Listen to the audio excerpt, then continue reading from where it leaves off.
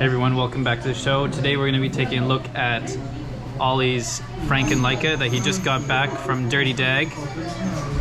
So let's take a look. Alright, yo, what's up?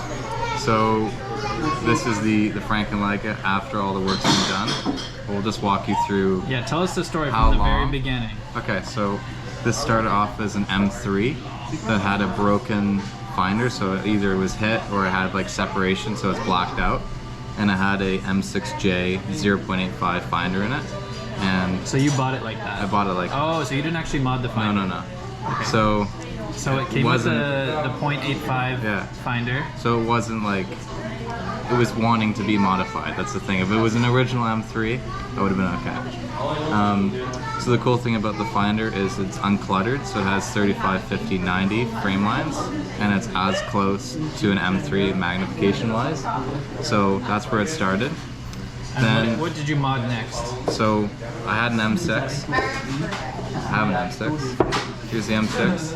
And the cool thing about these are it has you don't need to tell us. the rapid loading is what I want. Everyone who's watching knows what the rapid loading is. So you send this one to Dirty Dag. And I had him put the rapid loading in it for an M4. So it has an M4 inner plate, which right here. It has the... So no spool. No spool. It has the M4... little tulip thing. Tool spool. So that's what we did. That took a lot of work for him to get that to work with an M3. And then I got it back, and it wasn't enough. So how long did you shoot for it like that? Maybe a year as is. And I wanted more.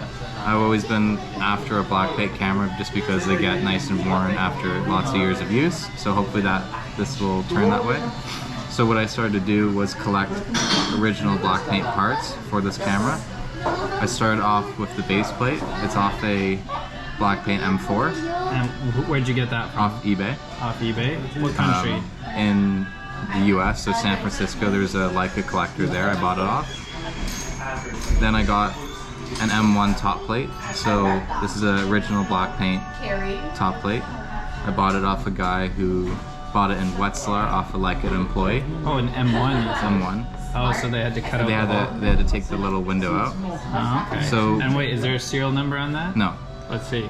So there's no serial number on it, as you can see. So why is there no serial number on this? So the story is, in the 80s, Leica had to remake a bunch of the top plates for their older cameras, like the MP, the original MP, the M3, the M2. Yeah. So Leica had to remake a bunch of the top plates because if the camera was damaged, people would send the top plates into Leica, and then they would give you a new one, but they would destroy the old one, so they ran out. So in the 80s, they had to make more top plates. This one was an M1, so it used to have a little badge in the rangefinder patch window.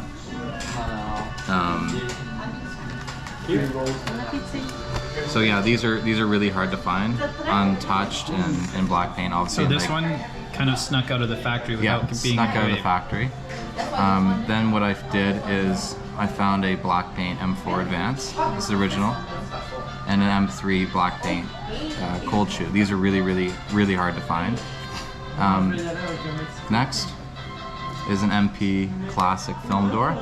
So this kind of looks like the original M2, M3 style, but it doesn't move. And it's like the M42, M4P. You could just inscribe it with a little pencil. So I sent it all to Dawn. It took about 4.5 months. Wait, what about the levers? Oh, these are M4 levers. M4 self-timer, frameline preview, film rewind lever, and it has M2 frame counter as well.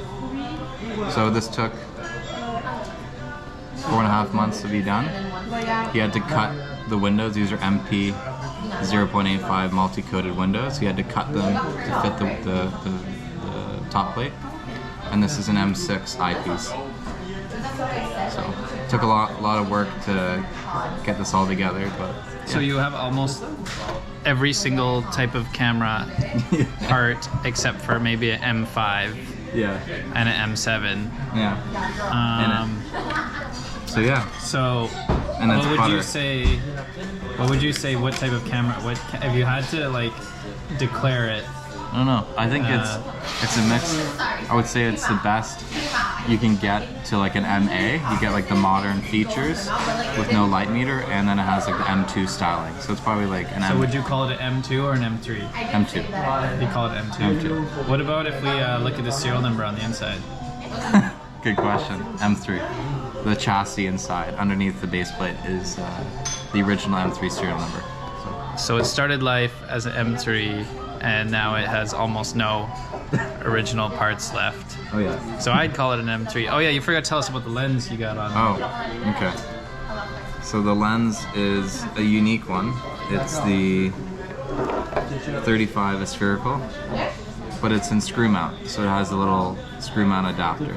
So in 2000 they made these for the Japanese market for like the 3G, the 3F, those cameras. You can use the modern lens on it. So yeah, that's it. All right, so there you have it. That's Ollie's new Panda M2 or 3, depending what you'd call it. So I'm curious what you guys think. If you think this is an M3, M2, or just a Franken Leica that has no provenance. Yeah. Leave a comment down below, and I'll catch you guys in the next video. Bye.